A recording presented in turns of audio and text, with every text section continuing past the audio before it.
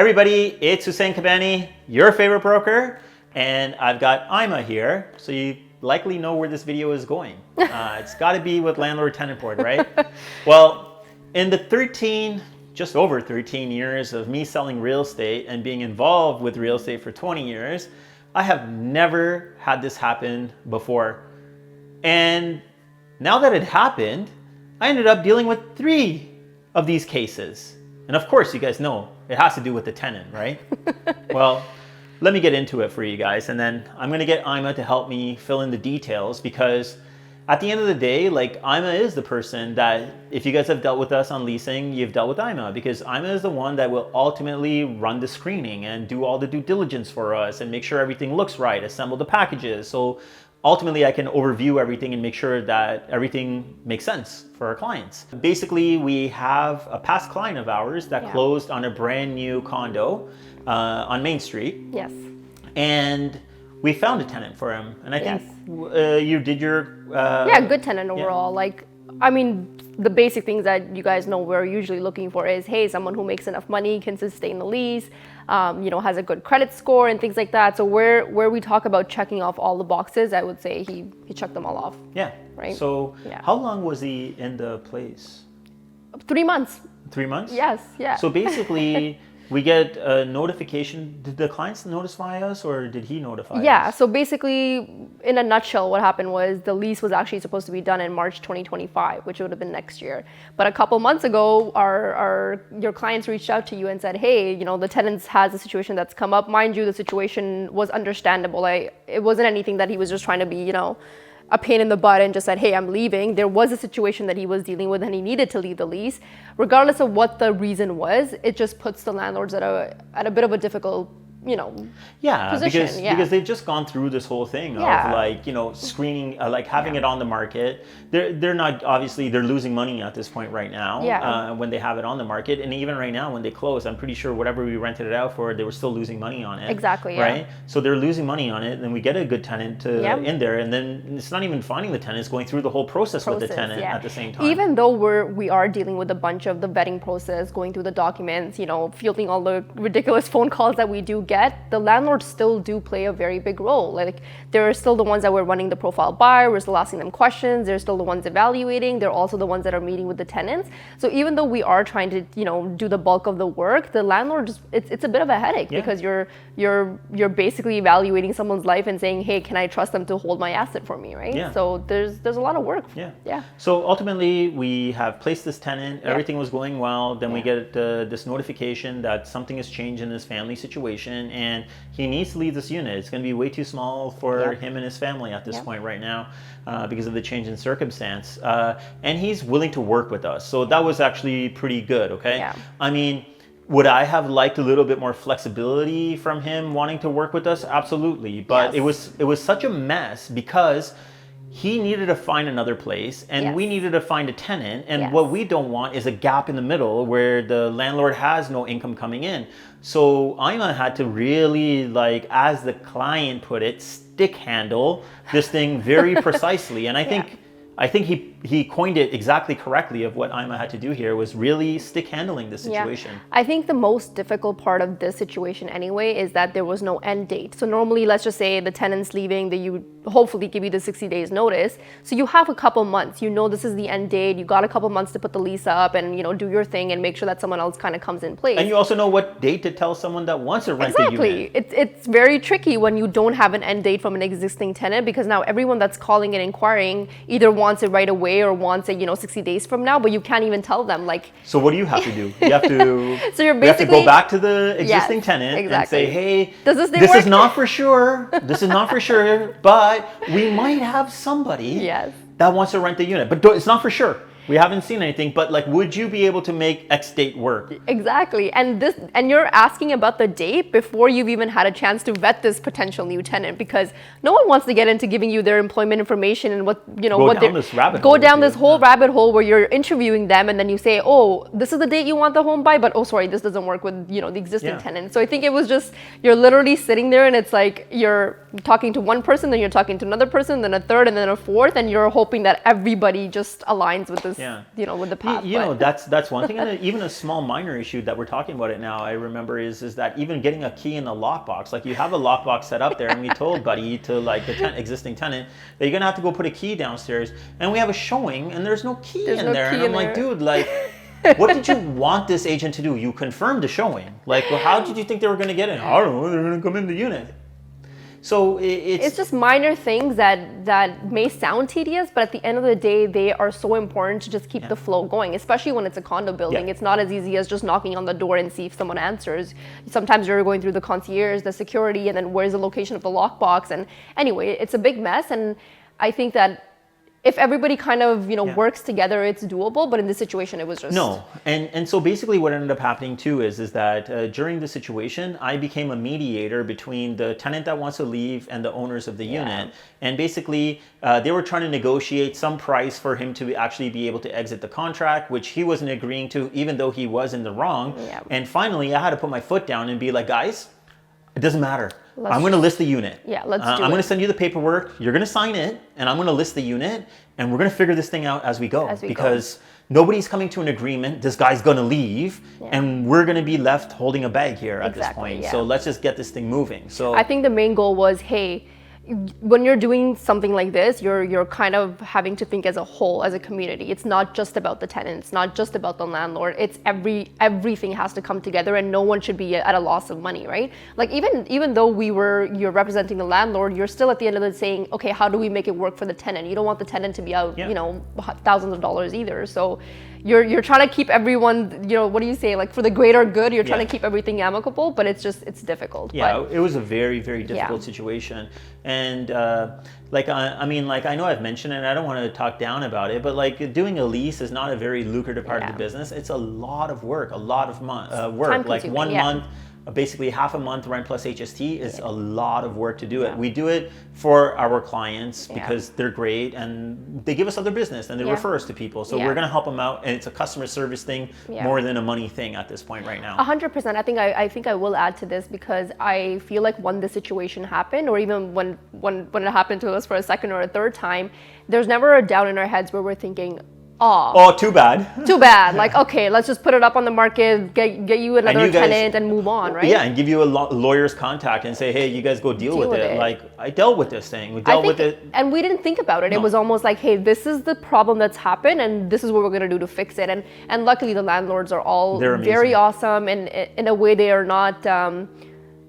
it's good that they weren't like micromanagers, you know what I mean? They let us trust have our you. space and do our thing. Exactly. Right? They're like, we trust you. This is what we need. Just make sure we're not at a financial loss and help us put this together. So that helped. So ultimately, like everyone did work together, even though we had bumps along the way. Everyone worked together, and ultimately we were able to not have a gap. Yes. The tenant that was leaving covered the cost of re-renting out the property. Exactly. Right? Yeah. And so the tenant or the landlord didn't have a gap in financials. The tenant that was leaving covered the cost of replacing the tenant. Yes. And we actually ended up renting it out for $100 more. And it was seamless. Like I feel like everything just kind of fell in place. When did they leave?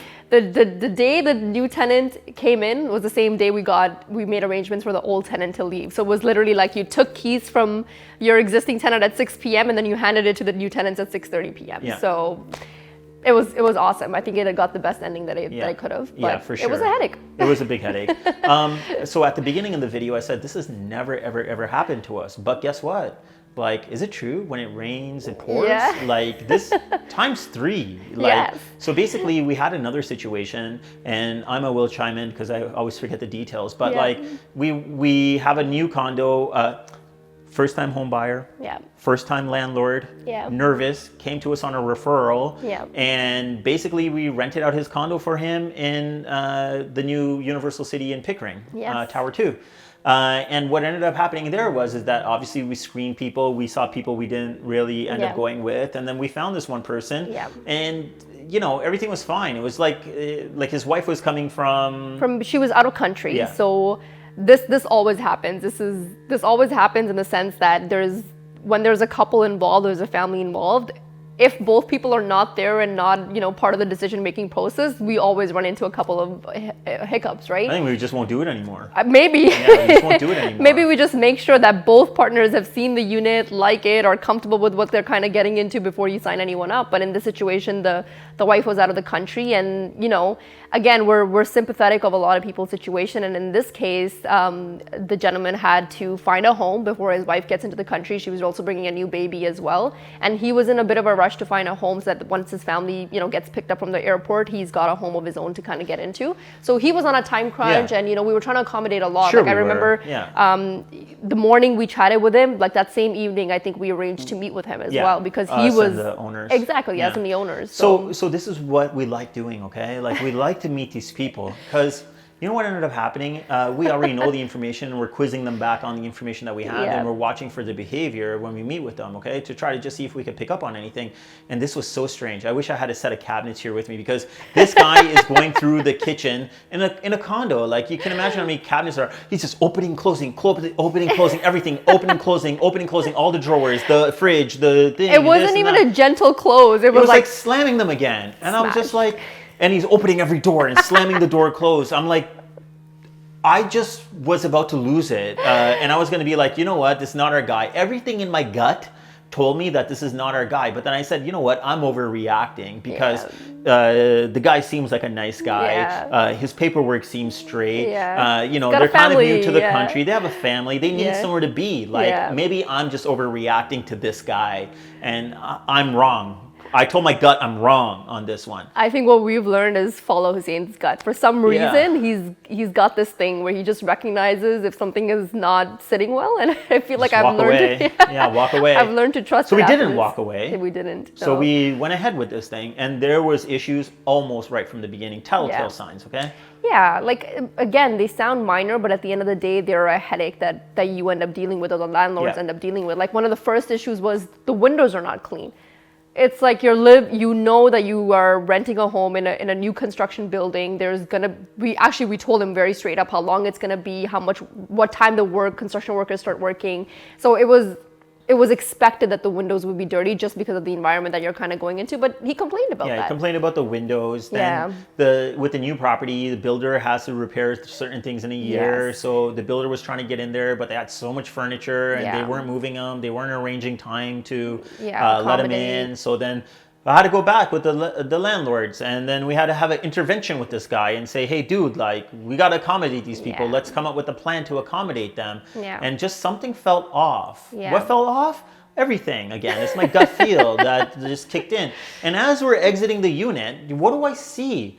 I see feature sheets of other homes. I see MLS listings for homes for sale. I see brochures for homes for sale and everything else like that. And as we exited the unit, I looked at the landlord and I said, I don't know, man. This doesn't seem right to me at all over here. Something's really, really, really off. But sure enough, the next few weeks, he accommodated the builder, and I was surprised. They were being accommodating. We checked in with the builder. Hey, did they move that stuff for you to do the repair? Oh yeah, they moved it. Everything was okay.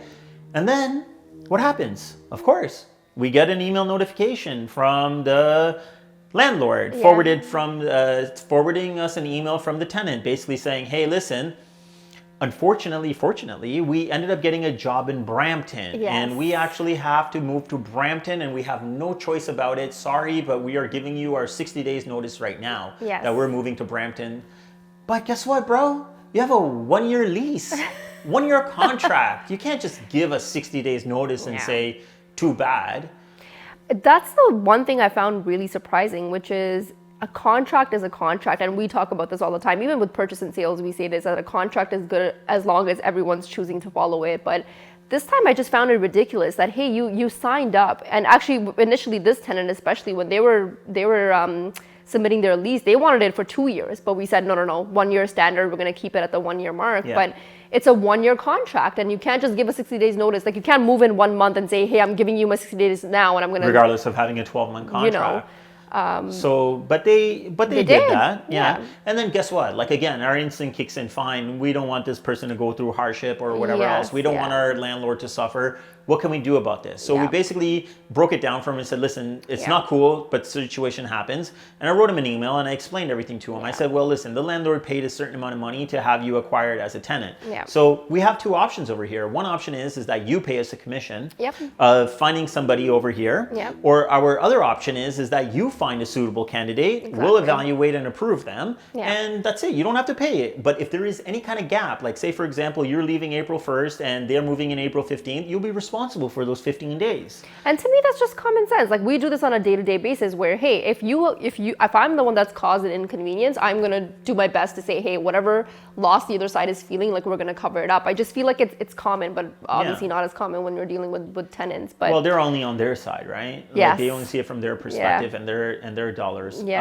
But then, so we explained it to him a few times and got on a phone call with them and explained it to him. And they're like, yeah, okay, fine. We're going to post it and we're going to find some people or whatever else. Well, they did. Great. So they sent us over this profile that absolutely sucks. Like it doesn't make any sense. And the person's willing to pay what, 6 months up front or something like that. And they think that this is like a sealed deal because this guy's willing to pay us like, you know, upfront. But there was like 6 people in this family. It's a 2-bedroom condo, mind you. There's a lot. He was submitting an application for someone who's got a lot of people in the family that it just doesn't make sense for them to be in a 2-bedroom condo. And their credit score was low. Really low. Their income is low. Then they have an uncle here that's willing to guarantee the lease, who we could tell is in financial hardship himself by reviewing the credit report. So, but they're like, no, but they're paying 6 months up front. Plus he's got someone guaranteeing it. It's like, yeah, but it doesn't mean anything. You have a 1-year contract, you're leaving, like 6 months rent doesn't really give us that much security. And you're getting someone to guarantee this lease that's looks like in trouble himself at this point right now. So it doesn't make any sense. And we actually had to get on a phone call to like explain to them why this actually doesn't work. Reluctantly, they let go of it. And then they found somebody else, which was a great profile. Until, and we even interviewed him. Until he found out that this wasn't a month-to-month lease, that he would have to carry out the rest of the 8 months or whatever was left. That's what the contract term was. And after that, this guy never went with it. After that, these guys just stopped communicating with us. Just stopped. There was no more communication with them. The next time they reached out to the landlord, I followed up with them like twice and basically said, hey guys, like I know your time's coming up. Like, you know, I get it. Like, you don't want to pay a commission, but like, what are we going to do? Like, let's get this ball moving. Let's do something. Like, let's figure this thing out. But no communication. And then the next communication was basically, we vacated the unit. Yes, we're gone. And kind of like, well, that plus I'm not sure if that happened first or this happened, but like we ended up getting forwarded an email from the landlord from a paralegal in Scarborough. This paralegal is a complete idiot.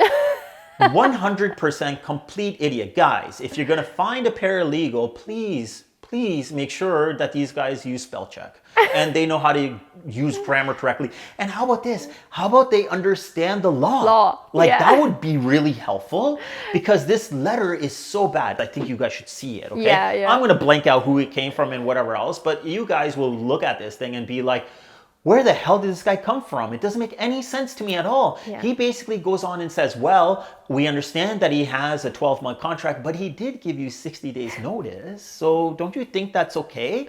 And we don't think that you should hold the security deposit anymore for the keys. And we think you should return the last month rent. Like, you should do that. Horrible.